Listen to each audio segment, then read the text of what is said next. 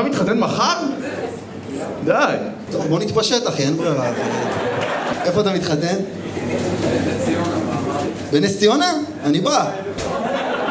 אני בא לעקוץ מנה ראשונה.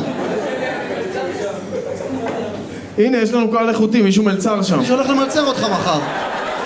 מה זה? תן לו טיפ, אל תהיה מניאק. איזה קהל מגובש. שים לו טיפ.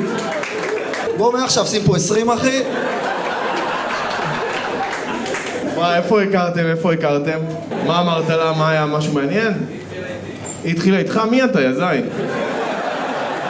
התחילה איתו? היא התחילה איתך? אחי. לא, אתה חמוד והכל, אבל... אם אני רוצה לעלות אותה על הקו? מה זה? מה זה, הופעה של... ערוץ הילדים? כן. בוא נעלה אותה על הקו! תעלה אותה!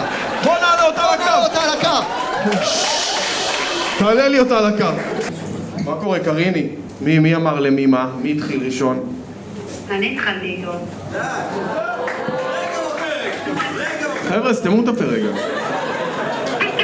אנחנו בשיחה עם האישה. תראי, הוא בחור באמת נראה חמוד.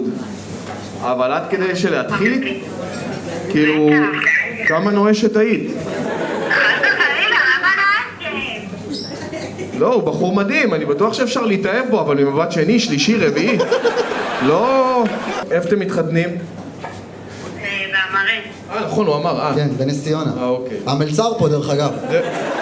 המלצר שלכם פה, אנחנו... מה את רוצה? תגידי מעכשיו, פרגיטו אסדו, מעכשיו ש... בואו נסגור את הפינה.